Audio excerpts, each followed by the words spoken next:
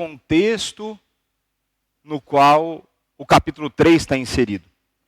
E eu vou ler até o verso 21, só para que os irmãos tenham uma noção, do verso 1 ao verso 21 em João 3, é um parágrafo só em grego. É sem interrupção. Não tem quebra de ideia. Só que uma das vantagens de ser o pastor da igreja é que você pode fazer a quebra do texto na exposição. E para que a gente possa explorar muito bem esse texto de João 3, que tem passagens bastante conhecidas, talvez o versículo mais conhecido em todo o mundo, que é João 3,16, eu quero que você preste atenção na leitura para ver em qual contexto João 3,16 está inserido. E eu vou quebrar, aqui é o texto conhecido de Nicodemos, eu vou quebrar então o texto, provavelmente em 3 pregações de 1 a 21. Então hoje, Deus dando a graça e eu continuando vivo até o final, eu prego de 1 a 8. Se Deus quiser, na próxima semana, de 9 a 15, e depois de 16 a 21. Então quebrar uma cena só, em 3 pregações, tá bom? Então, acompanhe a leitura das Sagradas Escrituras, está escrito assim na palavra do Senhor. Estando ele em Jerusalém, durante a festa da Páscoa, muitos, vendo os sinais que ele fazia, creram no seu nome. Mas o próprio Jesus não se confiava a eles, porque os conhecia todos. E não precisava de alguém que lhe desse testemunho a respeito do homem, porque ele mesmo sabia o que era a natureza humana. Havia entre os fariseus um homem chamado Nicodemos, um dos principais dos judeus. Este de noite foi ter com Jesus e lhe disse: Rabi, sabemos que és mestre vindo da parte de Deus. Porque ninguém pode fazer esses sinais que tu fazes, se Deus não estiver com ele. A isto respondeu Jesus: em verdade te digo que se alguém não nascer de novo, não pode ver o reino de Deus.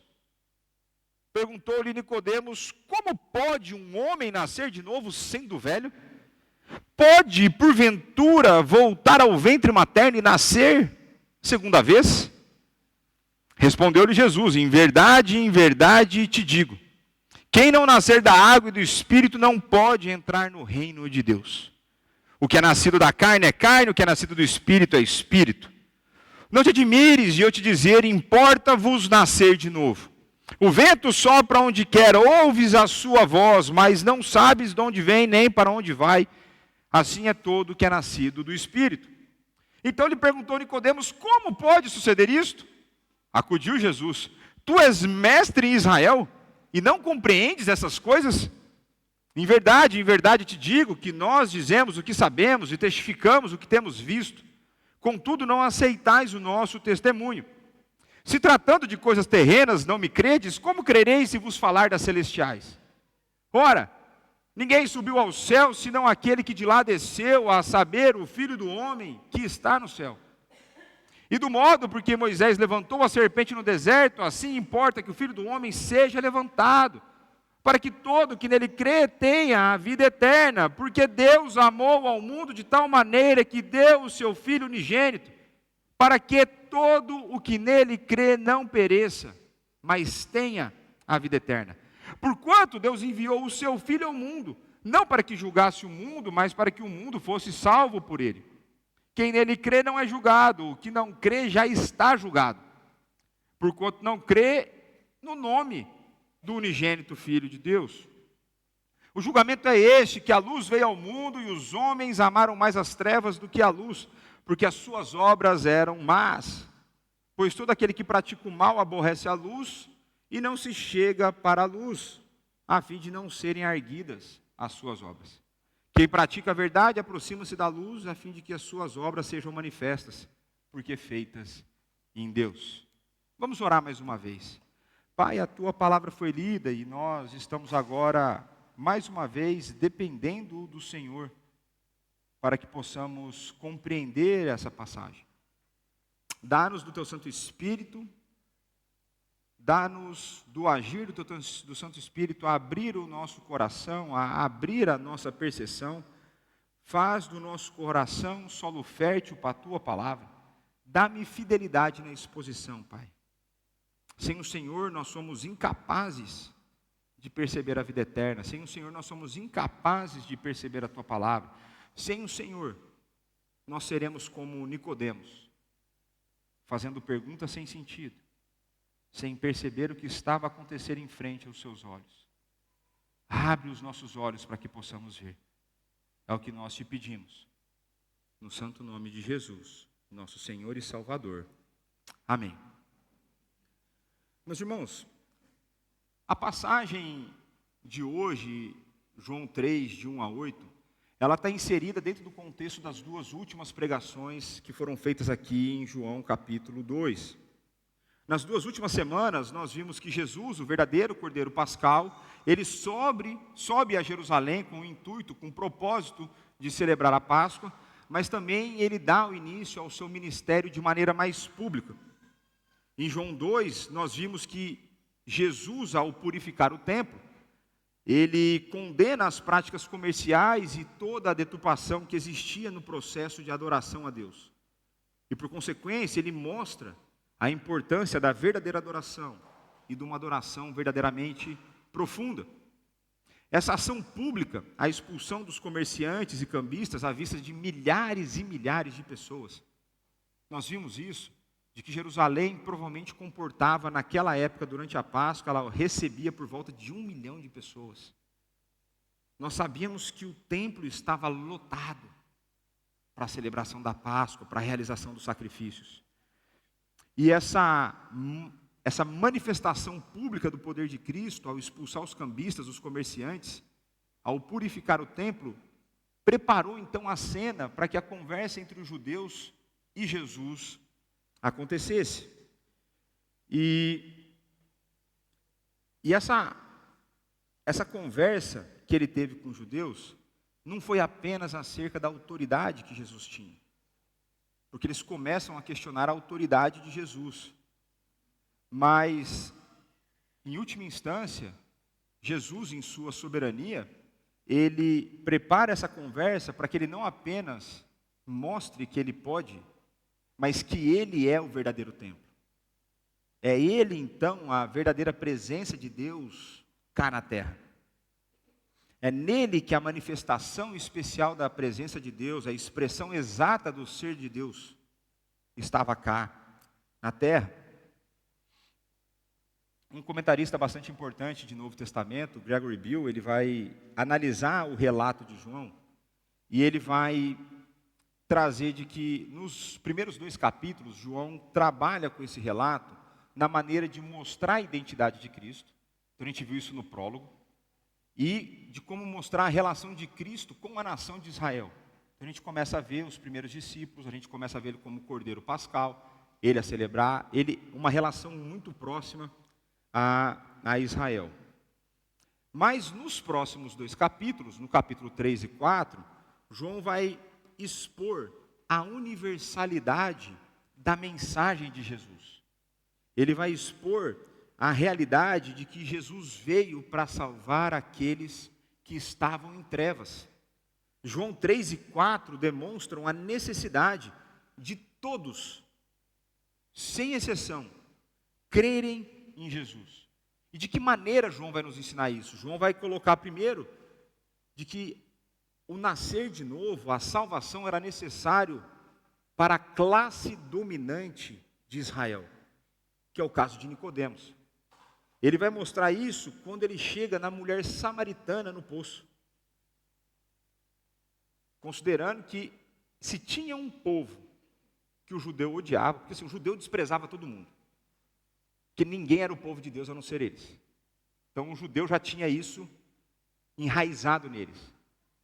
Mas o samaritano era ainda pior, porque o samaritano tem a sua origem no reinado de Jeroboão, quando o povo de Deus rompe, e esse povo se mistura com gentios, casamento misto, e a partir do casamento misto surgem os samaritanos.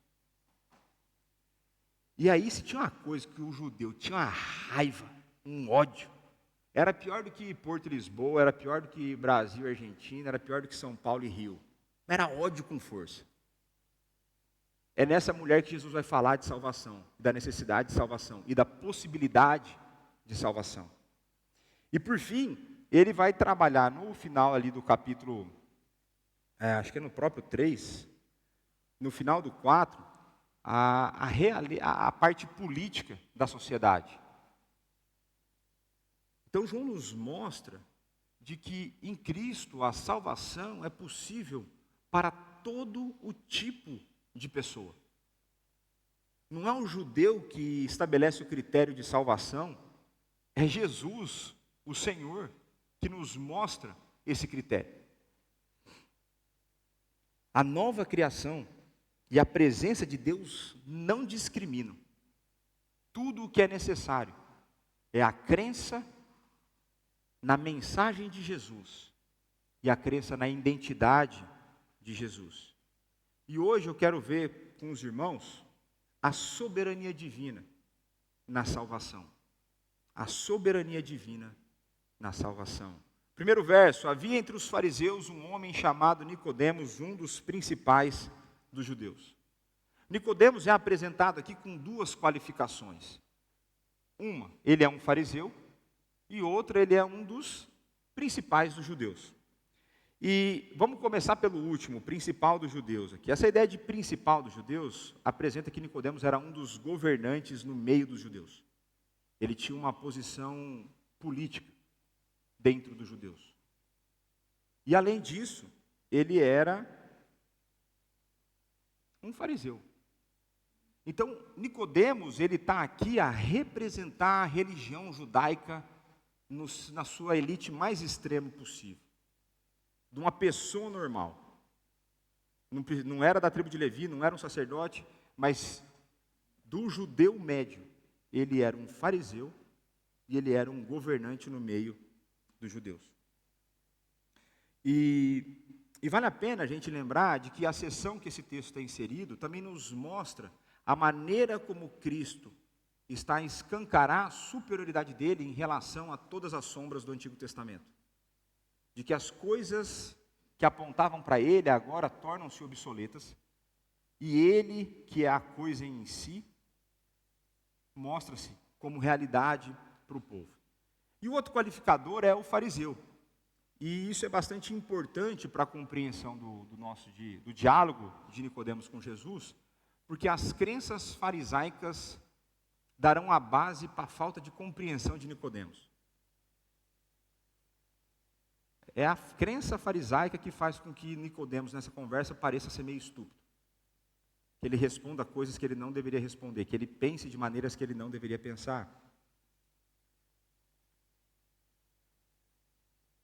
Recentemente eu expliquei para os irmãos, com mais detalhes, o que eram os fariseus. E por conta disso eu não vou explicar novamente, vou fazer uma breve recapitulação por conta dos nossos visitantes. Então, os fariseus, eles eram líderes religiosos altamente respeitados pelo povo. Quem não gosta de fariseu é a gente que já recebe a informação nos evangelhos que eles não eram coisa boa. Mas o povo, na época, os tinha como os melhores pregadores possíveis, né? Como a gente tem os nossos pregadores favoritos, o povo admirava os fariseus. Por quê? Porque eles eram extremamente zelosos.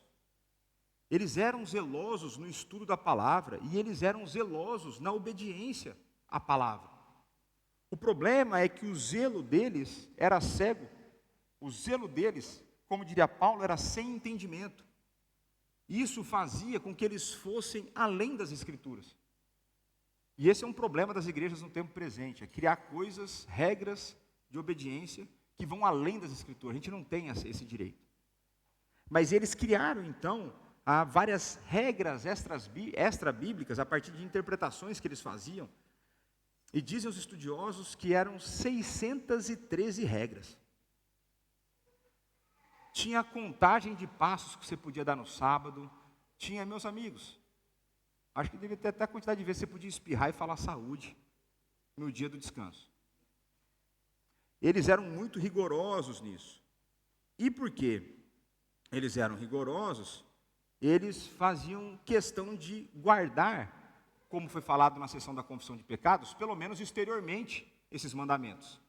E aí parte da prática é que eles gostavam de mostrar que eles eram obedientes. E é engraçado porque Jesus vai tratar disso em Mateus 6, quando ele vai ensinar sobre oração pública, vai falar sobre o jejum e vai falar sobre ofertas. Então, em Mateus 6, Jesus vai falar lá que quando você quiser orar, o que você faz? Se tranca no seu quarto. Isso significa que você só pode orar trancado no seu quarto? Não, porque a gente ora em público aqui. Agora, o que Jesus está a falar ali naquele texto? De que a gente ora não para ser visto pelos outros, mas a gente ora para ser ouvido por Deus. E o que o fariseu fazia? O fariseu era muito ligeiro. O fariseu parece o presbítero com o mandato vencendo, querendo ganhar voto. Ou o pastor, ou o diácono. Eles, olha só o nível da arquitetura deles. Eles calculavam o dia deles para que quando desse o horário da oração, eles estivessem no ponto de maior exposição da cidade. Para que eles parassem na esquina da praça mais importante da cidade e eles pudessem publicamente orar na frente de todo mundo. E assim eles mostravam que eles eram grandes santarrões. Quando Jesus vai ensinar do jejum, se você lembrar da passagem mais ou menos, vai falar que você não deve mostrar que você está contristado pela falta de alimento. Por quê? Porque eles deformavam a cara de propósito para parecer que eles estavam a jejuar. Eles não faziam para ter mais intimidade com Deus. Eles faziam para mostrar para os outros que eles faziam. E por isso que o Marco falou dessa ideia de uma obediência externa desconectada da motivação correta do coração. E por fim, então, estimava-se que na época de Jesus existiam aproximadamente 6.000 fariseus. Então não era um grupo gigante, era um grupo aí de aproximadamente 6.000 homens que viviam dessa forma. E dentro desse zelo e da errada interpretação do Antigo Testamento, o que os fariseus criam? E qualquer semelhança com os nossos dias não é mera coincidência. Eles criam que eles obteriam a salvação através das suas obras. Eles criam na loucura da sua falsa compreensão da santa palavra de Deus, que eles teriam condição, pelos seus próprios méritos, na sua própria força, de ser salvo por Deus. Por isso que eles olhavam com desdém para os outros, porque eles se consideravam salvos. Eles se consideravam o que havia de melhor dentro da nata religiosa. Eles eram ainda acima dessa nata. Então, o verso 2 nos diz que este de noite foi ter com Jesus e lhe disse: Rabi, sabemos que é mestre, vindo da parte de Deus, porém ninguém pode fazer esses sinais que tu fazes, se Deus não estiver com ele. A primeira coisa que a gente precisa entender é que quando o texto bíblico nos dá detalhes, muitas vezes esses detalhes são importantes. E um dos detalhes que a gente tem nesse texto é o horário do encontro. Este veio ter com Jesus à noite. E existe um grande debate entre os estudiosos, qual é a razão dele ter ido à noite? O porquê que Nicodemos não foi de dia? E aí motivos possíveis, são vários. Alguns deles, o fariseu ele trabalhava e estudava o Antigo Testamento durante o dia, então sobrava tempo à noite. Eu imagino que se muitos viram sinais e muitos creram no nome de Jesus, muitos tentavam seguir Jesus onde ele fosse, então à noite era meio cheio, tinha muita gente para superar. Lembra lá de Zaqueu, por exemplo, o anãozinho que teve que subir a árvore para ver Jesus.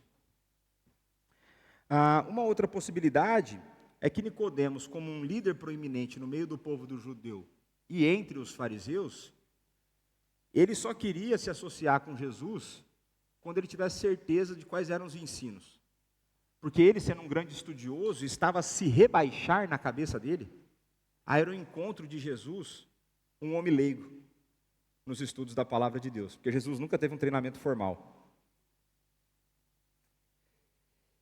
E por fim, ele poderia, não é por fim ainda, ele poderia estar com medo do que os outros pensariam dele, se o vissem com Jesus.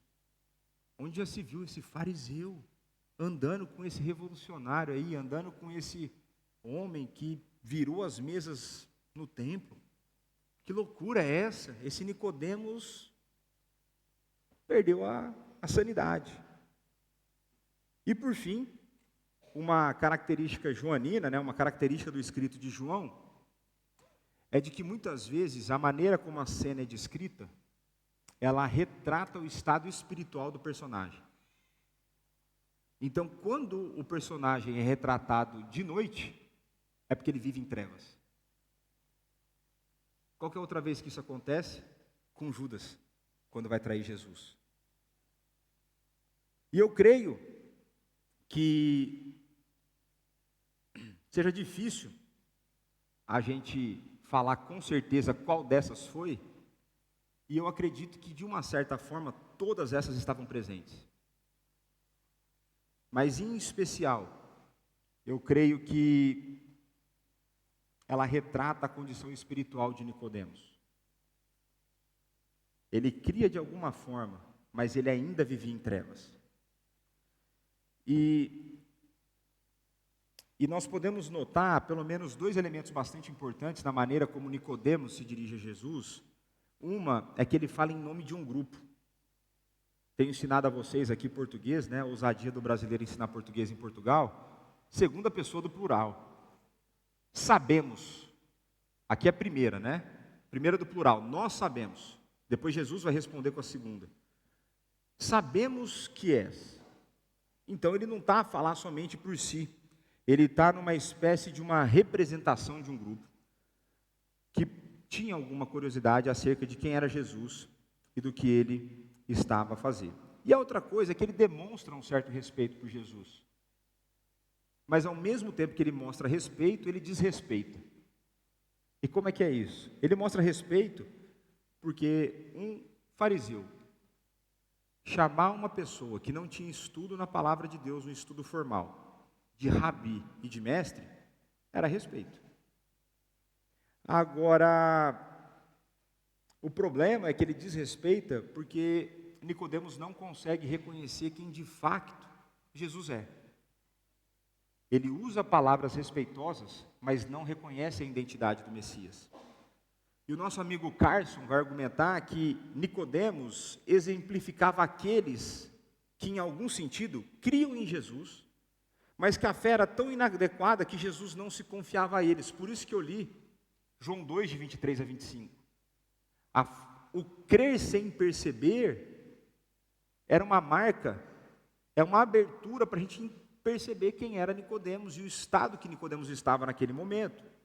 Então a leitura mais natural de João 3, de 1 a 5, é que nesse ponto, Nicodemos, embora interessado, não está muito aberto à verdade.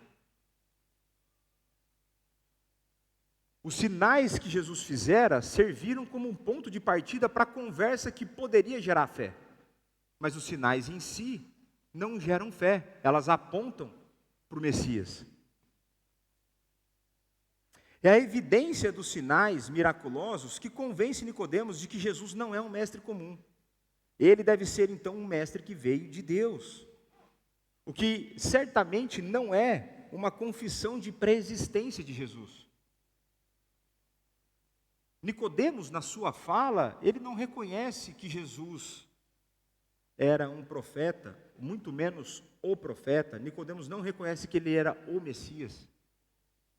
O máximo que ele era um mestre que ensinava algo e que, pela demonstração de poder, ele devia ser de Deus. Mas nada além disso sai da boca de Nicodemos. Então, de certa forma, nós podemos dizer que Nicodemos representa aquele tipo de pessoa que é aberta a Jesus, ou até mesmo descrer em Jesus, mas que, na verdade, ainda não percebeu Jesus espiritualmente. E, portanto, ainda precisa ser regenerado. E para isso eu quero que você pense nos nossos dias, o como isso é verdade. Não é incomum nós ouvirmos de pessoas espiritualizadas, pessoas que vão dizer que Jesus era um grande líder, um grande mestre, uma boa pessoa, um bom exemplo. Nós temos no nosso meio pessoas que são simpatizantes de Jesus. Pessoas que gostam de estar no nosso meio, gostam de ouvir as pregações, mas pessoas que ainda não se comprometeram com Jesus. Pessoas que não perceberam quem Jesus é. Pessoas que são incapazes de reconhecer o senhorio de Jesus Cristo sobre a sua vida, sobre o seu coração. São pessoas que gostam de ouvir, às vezes até de falar, mas não gostam de viver para esse Deus. Não gostam de viver para Jesus. E essas pessoas, ainda que sejam simpatizantes, ainda que sejam frequentes, estão 100% condenadas, estão 100% em trevas, estão ainda mais enganadas.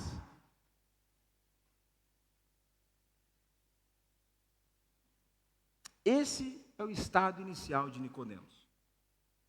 Ao longo da exposição do Evangelho de João, nós veremos que parece que Nicodemos é transformado ao longo do tempo. Nicodemos vai aparecer mais 2 vezes. João 7 e João 19. E dá indícios de que houve transformação, mas não ainda agora. Então, se você está aqui no meio hoje como um simpatizante de Cristo, ainda há esperança para você enquanto tem fôlego de vida. Se o fôlego de vida foi embora e você for um simpatizante, você vai habitar eternamente junto com Satanás no lago de fogo. Então vamos lá para o 3º verso. A isto respondeu Jesus: em verdade te digo que se alguém não nascer de novo, não pode ver o reino de Deus. E a primeira coisa que eu quero que você me responda é: qual foi a pergunta que Nicodemos fez?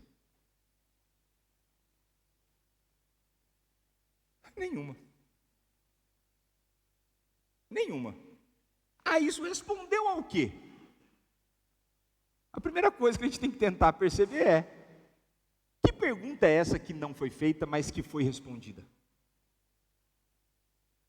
E aí a gente continua a ver a divindade de Cristo, a sua onisciência, o conhecer do coração humano. Como termina no verso 25, ele sabia o que era não a natureza humana, mas o interior humano.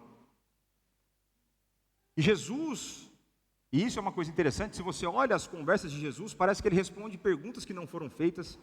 O cara pergunta uma coisa, ele está respondendo outra que não está conectando. Tá porque ele conhece o interior. E o Carson vai comentar que, formalmente, Nicodemos não havia perguntado coisa alguma. Da boca dele, nada saiu. Mas, na maneira como ele se dirige a Jesus, existe uma pergunta implícita. Se ele sabe que Jesus é um mestre vindo dos céus, é só isso que você é? Você é quem? Aqui ele não está questionando a autoridade, ele está querendo descobrir a identidade.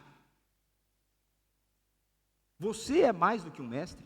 É você um profeta? É você o Messias? É esse tipo de pergunta que habita, que incomoda o coração de Nicodemos. Mas as palavras de Jesus Cristo são mais do que meramente uma resposta a uma pergunta implícita. Jesus Cristo, ele vira o jogo. Jesus Cristo não se submete aos nossos critérios. A pressuposição fundamental por trás desse ímpeto da abertura de Nicodemos é como que um pedido de um sinal. Que sinal o Senhor nos dá para fazer o que o Senhor fez? Não foi isso que aconteceu no capítulo 2? É como se Nicodemos estivesse a fazer algo similar.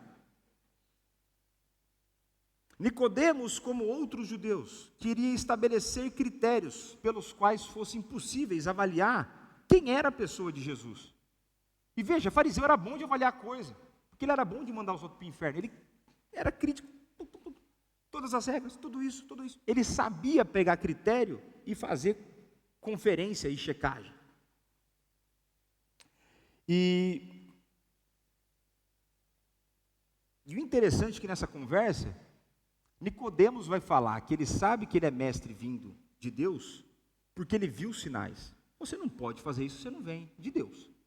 Se Deus não está contigo. E uma coisa interessante é que quando Jesus responde, ele vai insistir que até para perceber o sinal, você precisa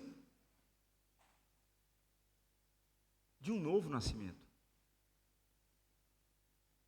Jesus vai mostrar que ninguém, de forma alguma, pode ver o reino de Deus, incluindo a manifestação de sinais miraculosos, se essa pessoa não nascer de novo.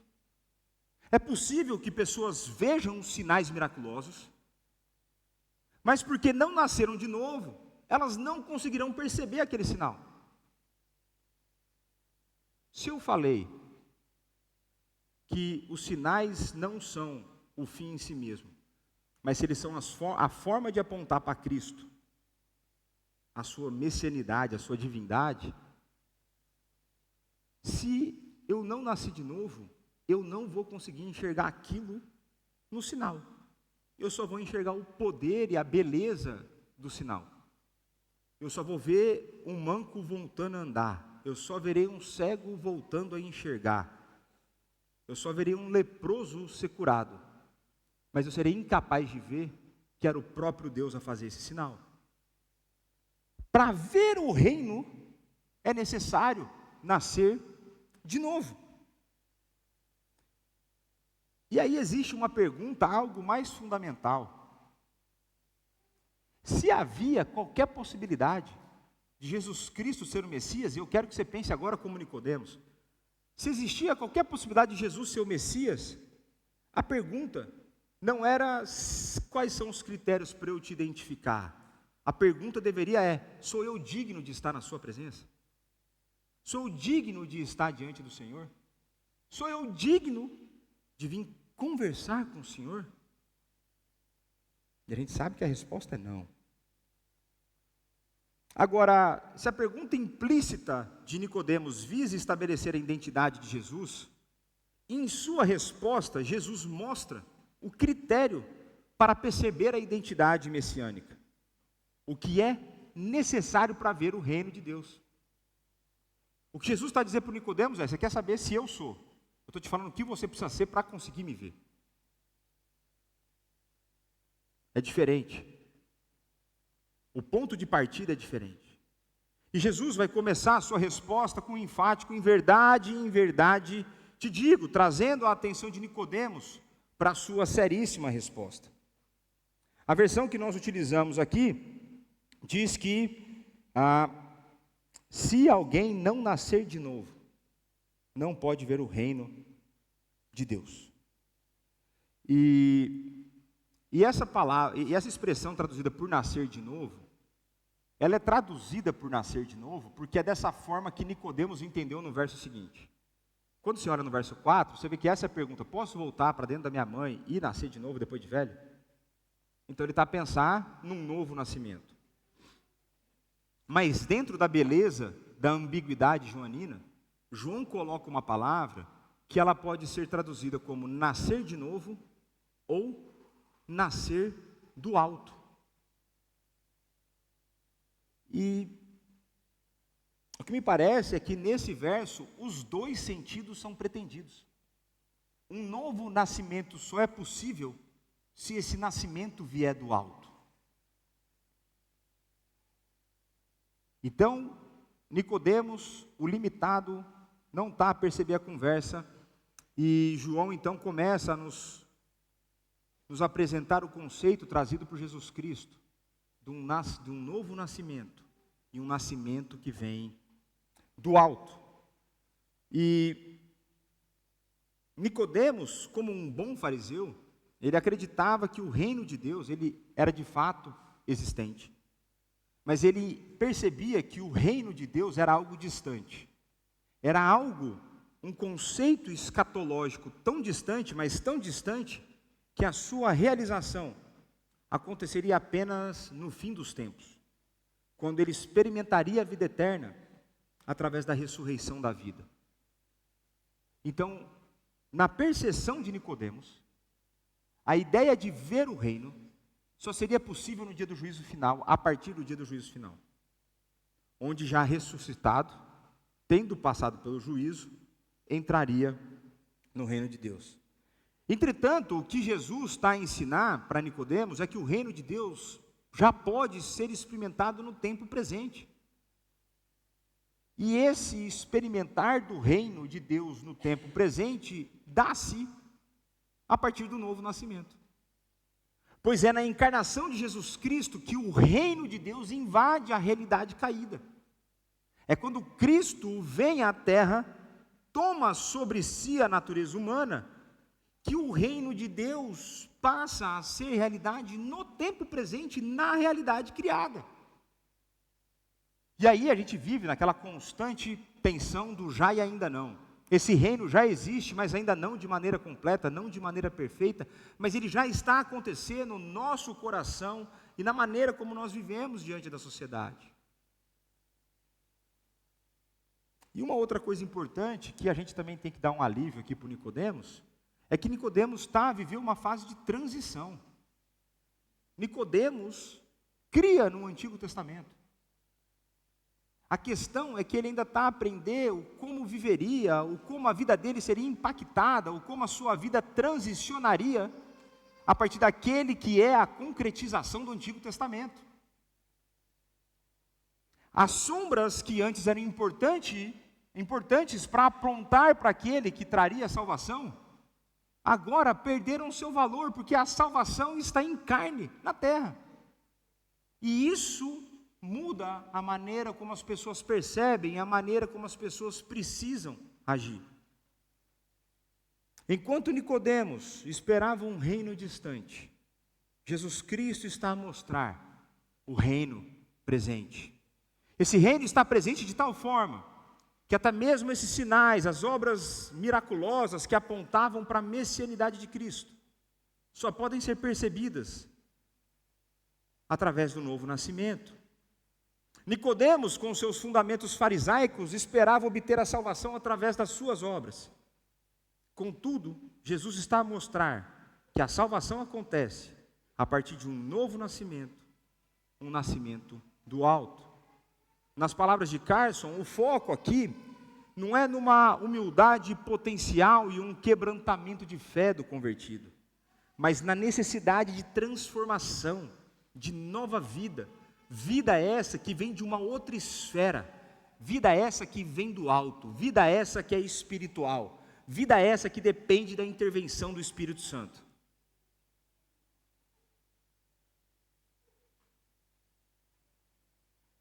E o mais interessante é porque nas palavras de Jesus você consegue perceber, mais à frente a gente verá isso no verso 7, de que era esperado que Nicodemos compreendesse o que Jesus estava a falar.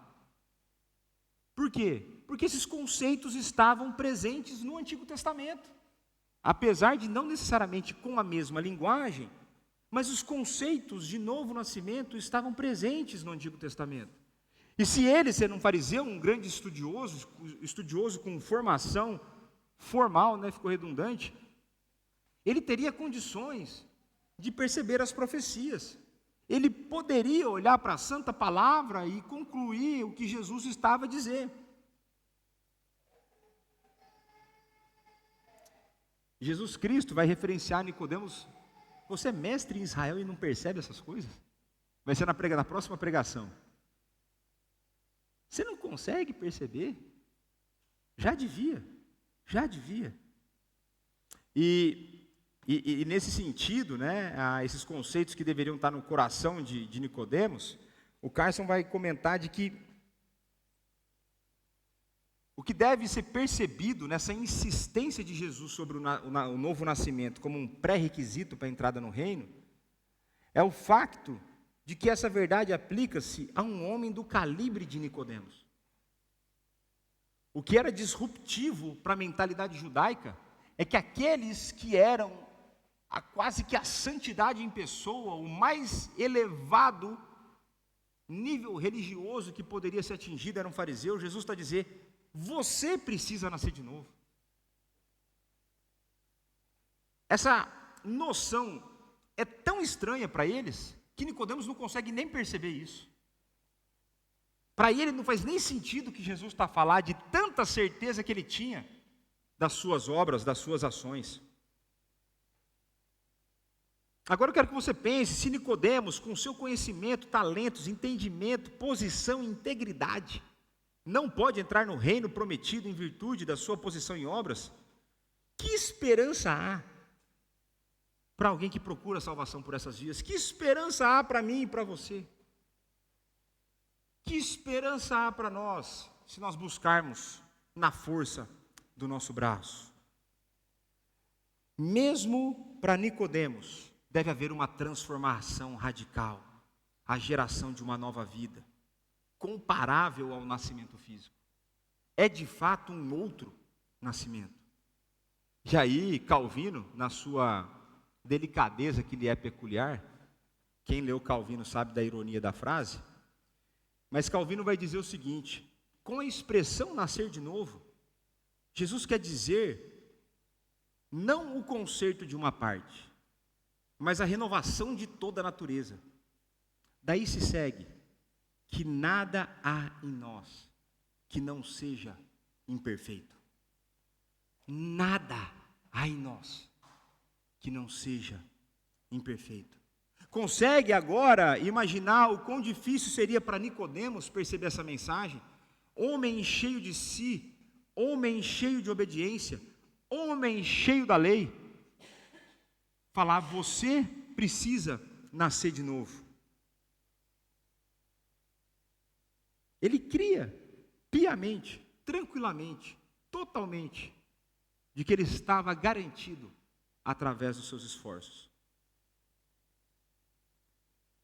Mas Jesus vai insistir: você precisa nascer de novo. E eu quero fazer uma breve reflexão aqui, acerca dessa maneira como, inclusive para perceber os sinais, é necessário que uma pessoa seja nascida de novo, para que a gente possa compreender a loucura que existe no meio evangelical. Infelizmente, o termo evangélico ficou sujo, manchado, corrompido pela imensidão de pseudo-igrejas que propagandeiam, comercializam milagres. Mas por que eles fazem isso? Porque tem quem pague. Por que eles fazem isso? Porque tem quem busque. E as pessoas que buscam e vivem a sua fé na busca de milagre em milagre, pseudo-milagre em pseudo-milagre, precisam de um novo nascimento, para que elas possam perceber como elas têm sido enganadas, para que elas possam perceber que nós precisamos do nosso Senhor e não de milagres. É por isso que existem pseudo-igrejas cheias, porque tem muita gente no mundo que não nasceu de novo. Parar para ouvir a exposição da palavra, com a motivação correta no coração, é somente para aqueles que nasceram de novo. Enquanto isso, o povo busca, corre atrás de pseudo-pastores, atrás de milagreiros, ou atrás de pastores celebridades. Então, perguntou-lhe Nicodemos: como pode um homem nascer sendo velho? Pode, porventura, voltar ao ventre materno e nascer a segunda vez?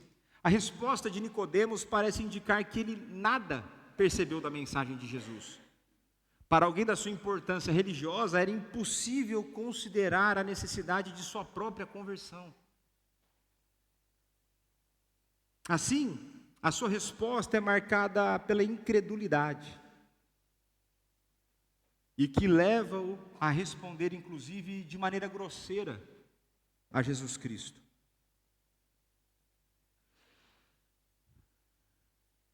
Um dos comentaristas que eu consultei, ele vai dizer que uma das possibilidades é que Nicodemos estava tão ferido na sua dignidade por aquilo que Jesus apresenta, que a resposta dele foi grosseira e muito literal, sem nada perceber. Como poderia ele, no mais elevado grau da religiosidade que ele tinha, precisar nascer de novo? E E isso é interessante porque existia um conceito na religião judaica de quando você tinha os prosélitos, que eram os gentios que se convertiam ao judaísmo, os judeus entendiam que, ou se referenciavam a eles, como crianças recém-nascidas. E Jesus pega esse conceito e aplica agora para Nicodemos. Você diz isso dos outros? É você quem precisa se tornar uma. É você quem precisa nascer de novo. E nisso, Nicodemos torna-se um amontoado de dúvidas, incertezas, desejos, esperanças, medos, hábitos bons e maus acumulados ao longo dos anos. Seria maravilhoso romper com o passado e começar de novo. Mas como isso pode ser feito? Como que o nascimento físico pode ser repetido? Uma vez que um milagre menor é completamente impossível.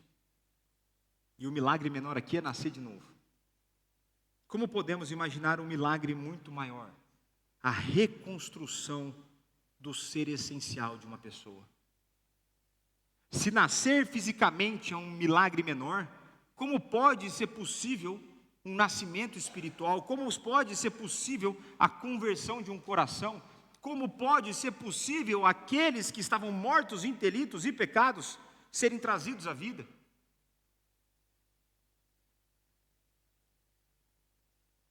Notem a dificuldade enfrentada por Nicodemos quando os seus fundamentos de crença são expostos e quebrados com o ensino da verdade.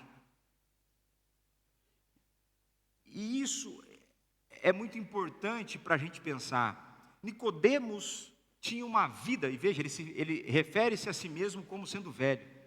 Pode um homem velho voltar para dentro da sua mãe e nascer de novo? Uma vida fundamentada, uma vida guiada por valores específicos. Valores que davam a ele sentido, propósito e valor social. Diante do Messias, esses valores mentirosos são destruídos, são quebrados. E a maneira como Nicodemos responde, a maneira como Nicodemos reage, mostra para nós o quão duro é para uma pessoa perceber quando os seus valores estão errados. É muito duro para uma pessoa perceber o quão profundamente valores errados estão enraizados em nosso coração. E assim é o nosso processo de conversão.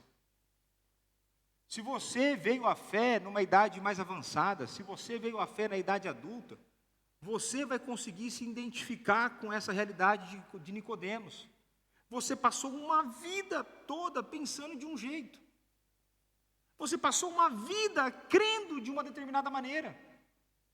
E agora, quando você é exposto à santa palavra de Deus, o seu sistema de valores, o seu sistema de crenças é destruído. É como se o seu chão fosse tirado. É como se nada mais fizesse sentido.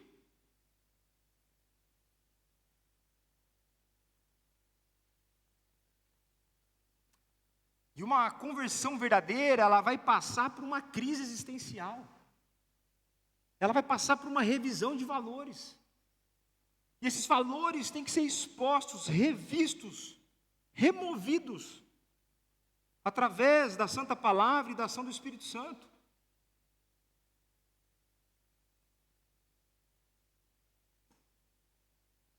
Nós precisamos moldar a nossa cosmovisão às Sagradas Escrituras.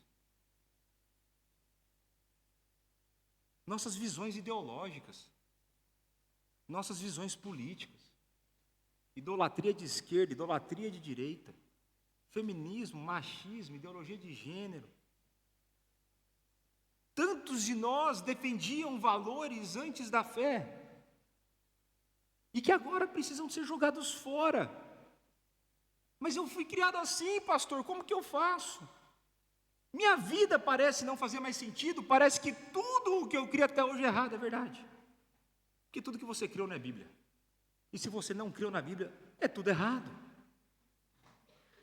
toda conversão, a maneira como nós lidamos com os relacionamentos, com o nosso casamento, com os nossos filhos, com os nossos parentes, a maneira como nós lidamos com a nossa profissão, com o nosso dinheiro, tudo isso vai precisar ser moldado. Dizem as más línguas que a última área do corpo humano que converte é o bolso. Mas nós temos coisas enraizadas em nosso coração, em que o processo de conversão e subsequente o processo de santidade serão uma constante luta para removê-los e plantar novos conceitos bíblicos. E essa é a crise de Nicodemos. Então respondeu Jesus: em verdade te digo, quem não nascer da água e do Espírito não pode entrar no reino de Deus. Após a resposta que evidenciava a falta de compreensão por parte de Nicodemos, Jesus clarifica ainda mais a sua resposta. O nascer de novo, o nascer do alto, aponta para o nascer da água e do Espírito.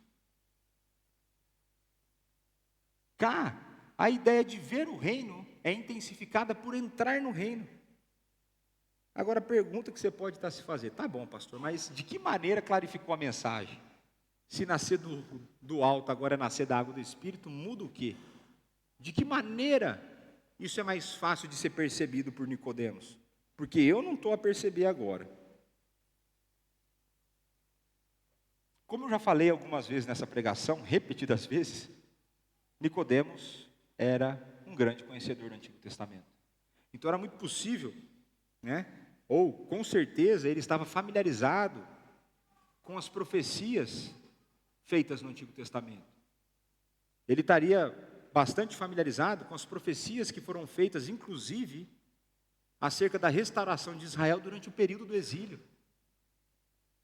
E aí, nós podemos ver cá o cumprimento de uma profecia feita por Ezequiel no capítulo 36, dos versos de 25 a 27. Então aspergirei água pura sobre vós e ficareis purificados. De todas as vossas imundícias e de todos os vossos ídolos vos purificarei. Dar-vos-ei coração novo e porei dentro de vós espírito novo. Tirarei de vós o coração de pedra e vos darei coração de carne. Porei dentro de vós o meu espírito e farei que andeis nos meus estatutos, guardeis os meus juízos e os observeis. Então fica claro que o nascer da água e do Espírito nada mais é do que a purificação dos nossos pecados e a regeneração do nosso coração, com a subsequente habitação do Espírito Santo. Em suma, diz Carson, o nascer da água e do Espírito assinala uma nova criação, um novo nascimento que purifica, renova. Purificação e renovação estas escatológicas, prometidas no Antigo Testamento, para quando o fim dos tempos começasse. E nós sabemos que os últimos dias se iniciam na encarnação de Jesus. E é na presença daquele que traz os últimos dias que as profecias escatológicas começam a ser cumpridas. Enquanto os profetas focavam no aspecto coletivo dessas profecias, Jesus traz para a sua aplicação individual. Nicodemos não percebera que essas passagens aplicariam individualmente ao povo de Deus. E se ele era como os outros fariseus, ele estava muito confiante na qualidade da sua própria obediência, para ele poder pensar que ele precisava de novo nascimento. E um ponto importante aqui é que, mais uma vez fica claro, não há quem não precise nascer de novo. Não há quem não necessite ser purificado de pecados. Não há quem não necessite de um novo coração. Nós vimos em Gênesis 6 que todo o desígnio do coração do homem é mau. Nós vimos a depravação total no livro de Gênesis. Nós vimos hoje em Efésios 2 que nós estávamos mortos em nossos delitos, em nossos pecados. Aquele que comete pecado precisa de purificação, aquele que está morto precisa de vida. Não há um ser humano sequer que que não precise nascer da água e do Espírito. A água da purificação que nós vimos na pregação de Caná da Galileia, nada mais é do que o sangue do nosso Senhor Jesus Cristo. E aí Jesus continua: o que é nascido da carne é carne, o que é nascido do Espírito é Espírito. Não te admires de eu te dizer, importa-vos nascer de novo. E Jesus continua a sua explicação: aquele que é nascido da carne é carne. Parece óbvio. E é. A ideia aqui não é de o que nasce da carne é carnal, o que nasce do Espírito é espiritual. Não é isso que o texto está a dizer. O que o texto está a dizer é que aquele que nasce da carne é ser humano. Está simplesmente a nos mostrar de aquele que nasce como um ser humano. Mas que todo ser humano que nasce precisa nascer do Espírito. Precisa ser regenerado. Precisa ser transformado. Aqui ele não está a descrever dois tipos de seres humanos que estão em oposição, o carnal e o espiritual. Mas apenas de que existem dois tipos de nascimento. O decorrente da reprodução e o decorrente da regeneração.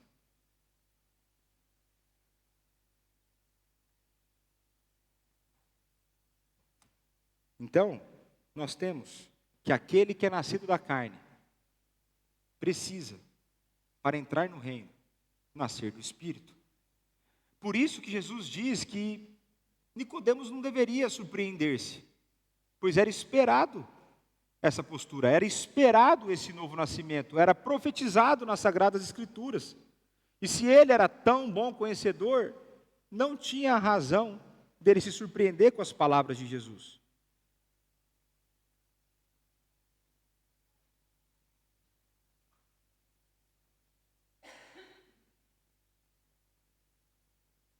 Que está a ser apresentado para Nicodemos não é que ele precisava de meros ajustes na sua teologia, mas ele precisava de um radical novo nascimento, uma mudança completa de vida.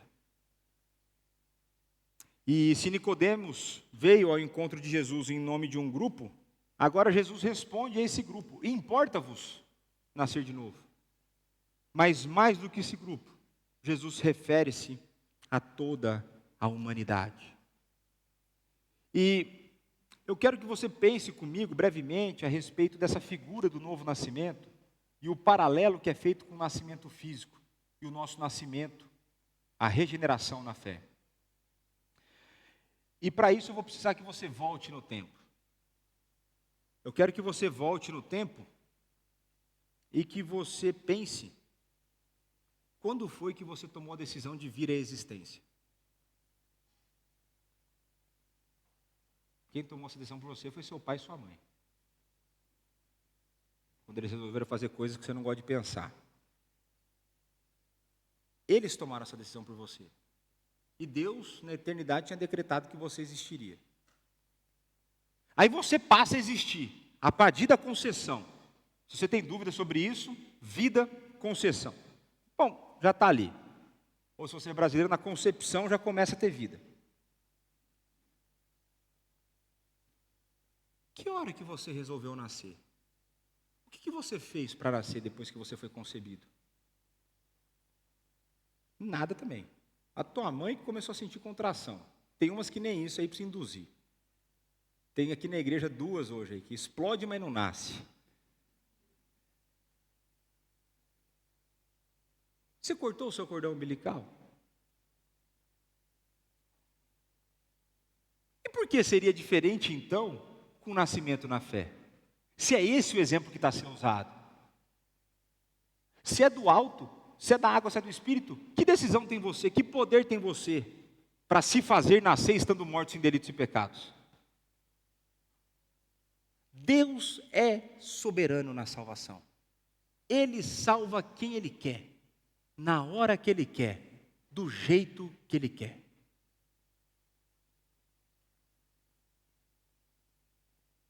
Em ambos os nascimentos, nós somos completamente passivos. Completamente passivos.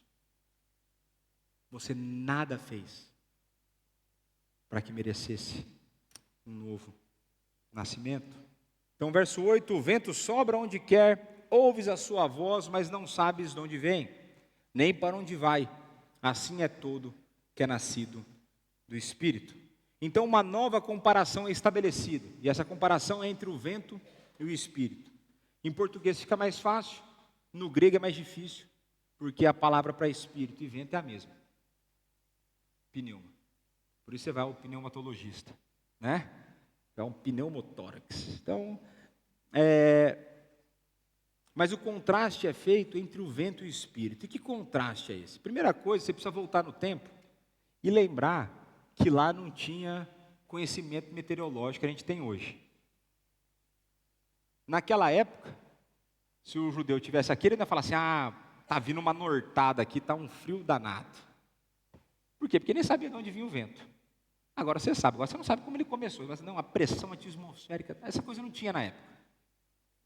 A ideia é que para o olho, a olho nu, um judeu médio era incapaz de saber de onde o vento vinha, para onde o vento ia. Mas ele não tinha como negar aquilo que o vento fazia. E eu creio, né, ele vai falar de ouvir a sua voz, é ouvir o seu som, né, o som do vento. E eu creio que cá no Porto, ninguém pode negar que a gente conhece os efeitos do vento.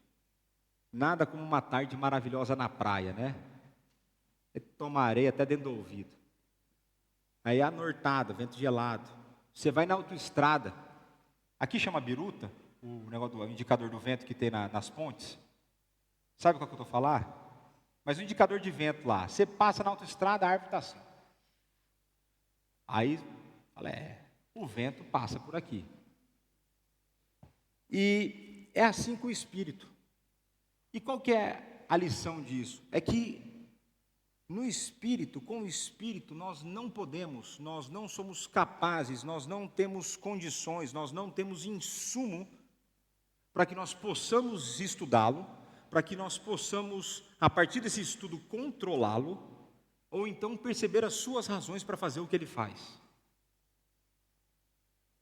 O Espírito sopra também onde quer. Mas quando ele sopra, os seus efeitos, os resultados são notórios. Então, quando o Espírito age, os efeitos são inegáveis, inconfundíveis. E é assim todo aquele que é nascido do Espírito. O Espírito Santo, então, a seu tempo, do seu jeito, converte vidas, vocaciona pessoas, muda vidas, transforma corações, liberta de pecados. E não há como estudar, não há como definir, não há como controlar. E o paralelo vai continuar de que todo que é nascido do Espírito é assim, sem controle, descontrolado. Mas espera aí, aquele que é cheio não tem domínio próprio? Todo o que é nascido do Espírito é assim, no certo sentido, é aquele que o mundo não os pode compreender. Aqueles que são nascidos do Espírito, eles vão aonde o Espírito quer, eles fazem aquilo que o Espírito quer, eles são transformados da maneira como o Espírito transforma. E se é o Espírito, no seu beneplácito, na sua boa vontade, que escolhe quem Ele traz à vida, nós, mais uma vez, somos completamente passivos, nós não podemos, nós não temos, e eu te desafio a dar-me um motivo, e eu quero que você me procure depois no final do culto, a dar um motivo para mim pelo qual Deus deveria te salvar. Eu quero que você vá lá e fale assim: pastor, vou falar uma coisa para você, hoje eu percebo, Deus tinha que me salvar mesmo. Por quê? Por conta desse fato aqui. Eu te desafio, eu paro 1 hora para conversar com você ali e mostrar que você devia ir para o inferno. Talvez você nem precise de 1 hora.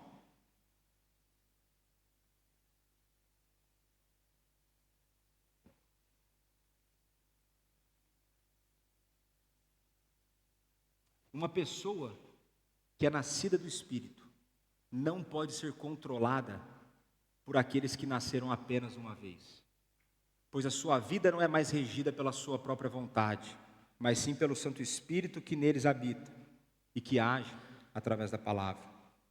Ainda que tentem controlar essas pessoas, a sua fidelidade está depositada no seu Senhor e Salvador.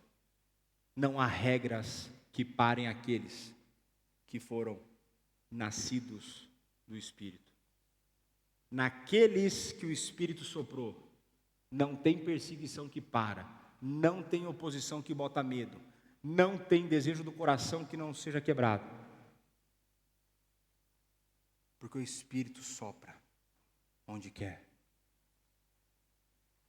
Meus irmãos, a partir dessa primeira parte do diálogo de Jesus com Nicodemos, fica evidente que Deus é soberano no processo de salvação de uma pessoa. Ninguém opta por nascer. Pelo contrário, essa decisão é tomada por outros.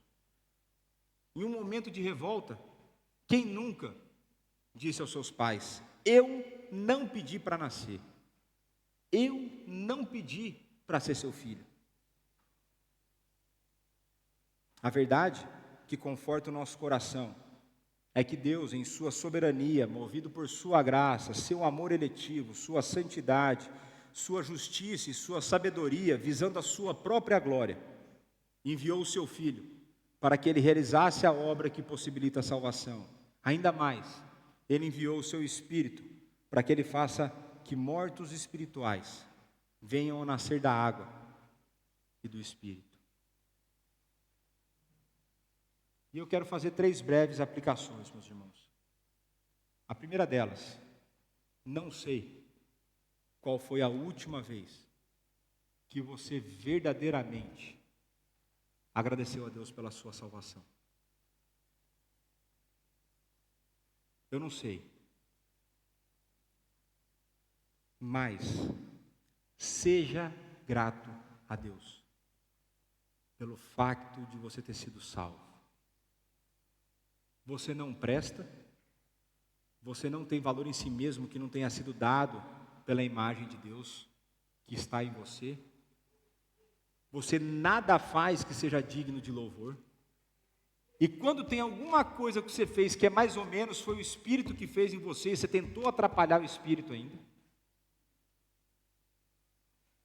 Nada há em você que te faça valer a pena.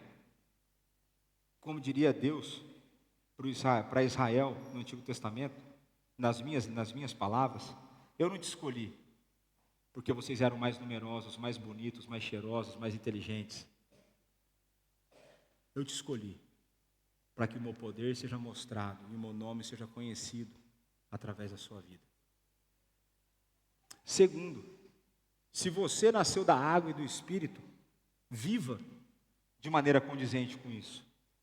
Haja de tal forma que o mundo não consiga perceber o seu jeito de viver, que o mundo não consiga te controlar, que o mundo não controle o seu pensamento, os seus relacionamentos, o seu casamento, a criação dos seus filhos, a sua vida profissional e a sua vida financeira. Viva de tal forma e vá para onde o Espírito te levar. Seja para a generosidade, seja na educação dos filhos, seja para um outro país para anunciar as boas novas de salvação, seja abandonar a sua profissão e tornar-se um pastor, um missionário, um evangelista, vá para onde o Espírito te levar. Não submeta-se a padrões mundanos, mas sim aos padrões divinos. Aluga um apartamento na cabeça do povo. Deixa o povo doido com a maneira como você vive. Mas viva de uma maneira que é condizente, que agrada a Deus. E por fim, se você ainda não nasceu de novo, se você ainda não nasceu do alto, clame a Deus para que isso venha a ser uma realidade na sua vida. Que Deus continue a ter misericórdia na nossa vida e continue a derramar a sua graça sobre nós. Vamos orar mais uma vez.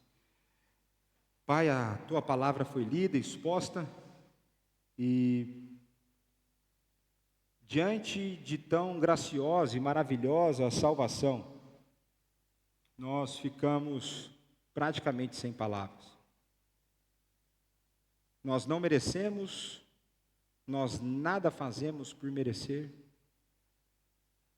mas o Senhor, na sua sabedoria, no seu amor eletivo, na sua graça, escolheu nos salvar, escolheu vir ao nosso encontro, escolheu nos amar. Nada há em nós, Pai. Somos merecedores da condenação eterna, somos merecedores do inferno.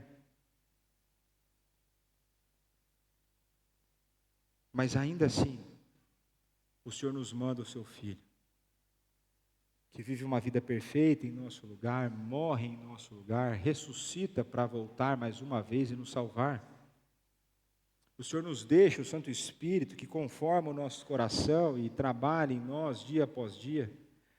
Faz, Pai, com que esse Santo Espírito sopre cada vez mais em nossa vida, que esse Espírito mova-nos cada vez mais para uma vida de experiência real com o Senhor na vida prática. Dá-nos um coração que deseja te obedecer, dá-nos um coração que deseja te honrar, dá-nos um coração que viva de acordo com as regras do reino de Deus, e que por isso deixarão as pessoas no mundo doidas. Dá-nos o viver para ti, dá-nos o viver uma vida que te glorifica. Perdoa-nos, pois nós somos fracos e temos pecado contra o Senhor nessa área. Temos nos conformado com padrões mundanos. Temos desagradado o Senhor profundamente. Temos sido covardes. Ajuda-nos, Senhor. Tem misericórdia de nós. É o que nós te pedimos. No santo nome de Jesus, nosso Senhor e Salvador. Amém. Agora eu convido a amada igreja que se coloque em pé.